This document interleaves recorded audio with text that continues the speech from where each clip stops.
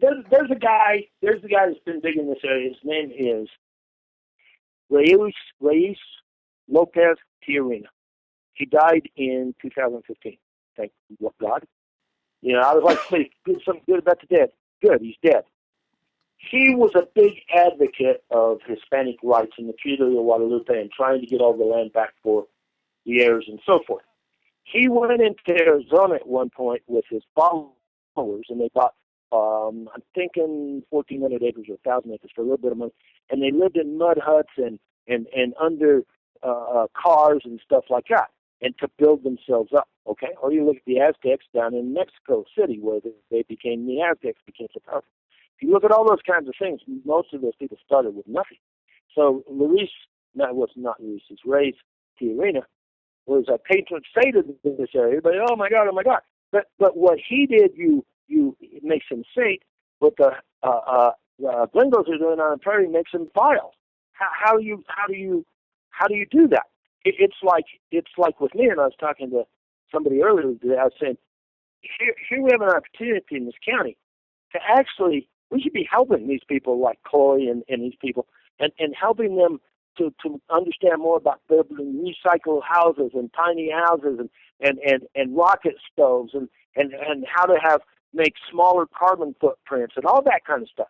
That's what I want to see. I want to see people that are out there like Chloe and like all the people I've sold land to. These people are my friends. These people are working their fucking asses off to make a better life for themselves. They're not sitting on the street corners of Denver with their damn hands out. They're not sitting out in the lawn smoking pot, but that's beside the point. But my point is, they're trying to improve their standard of living. And you can see, I can show you 100 houses here where you can tell how much they're getting paid every month or how much they're getting on their disability benefits or whatever by how many blocks they were able to buy that month to continue to build their house. I mean, these are tough people, and all they want, for God's sake, is to have a better life for them and the children than what they could have had. And this is the only place they can do it because the goddamn land's so damn cheap. Okay? And I think those people, now I'm a big believer that septic systems should be put in before you can get drilling permit. That shitting in a bucket, throwing it out in the prairie, I don't much care for that.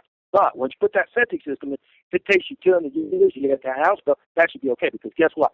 The people that are the ancestors of these La Gente here did it that way. I got books. I got a book that's called The People of La Valle, and it talks about how these people came up from Taos and so forth, were being run out because they were poor, and came in here and were building houses slowly but surely and helping their neighbors and all this kind of stuff.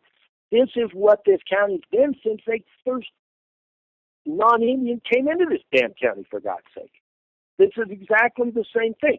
And if you, from what you're telling me, I assume you haven't driven around to Chama and on the other side over there, the Hispanic section. Go look at some of those houses.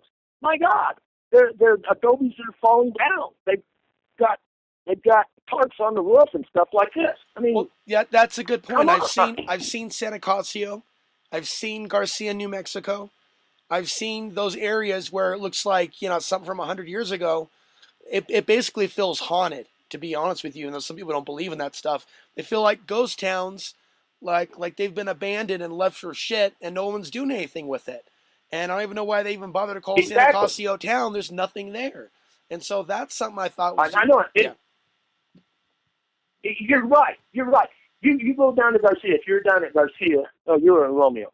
If you go down to Garcia, which is just there, right on the state line, and you're headed down towards Costilla, you'll see all these adobes. That was one of the big places that started. I can show you books that I have of the people of La Valle when they went in and bought the town and built the town of Garcia and Costilla and these kind of places, and they built the houses. And all those old adobes, the people, the La Gente here and Tradicion and all that bullshit, they just let them fall apart and fall down.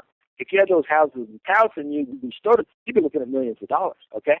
And when I first came here, one of my thoughts was to go out and buy up a lot of those old adobes and stabilize them and get people to come here and rework them and build them back to the way they were.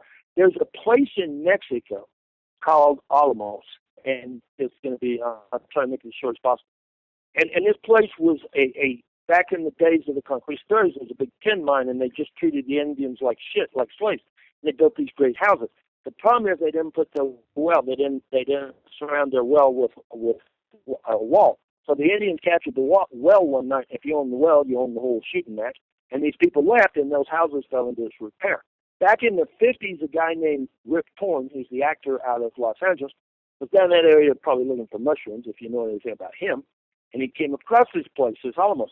And he went back to L.A., and he got a bunch of movie stars, and they went down and restored all those great houses back into what they were. And they took them with pictures and people drawing and remembering and that kind of stuff.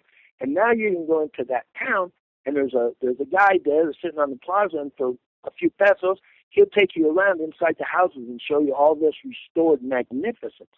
And I thought, my God, these old adobes here in Garcia and stuff, why isn't somebody doing something? These people run their fucking mouth about how they've been here forever and everything like that, but their actual heritage is going in the crapper. I'll tell you another quick story. I know I'm boring you, but we used to have a museum in San Luis, and man, I went to that museum, and I was breathtaking. I've been in a lot of museums in a lot of countries and a lot of rat hole little towns. And this was one of the best. They had like abstracts going back to when these people first got here on the houses and stuff like that. Just all this information was just, oh my God, it was just incredible. And the powers to be, the museum board was all Hispanic, and they got infighting between themselves, and they just said, we don't want this anymore. Got rid of the museum, tore down the signs, fired the woman that ran it, and sent all the artifacts someplace else. That's what you're dealing with here. You're not dealing with pride. There's no pride here. There's more pride out on that friggin' prairie than there is in San Luis, I can promise you that.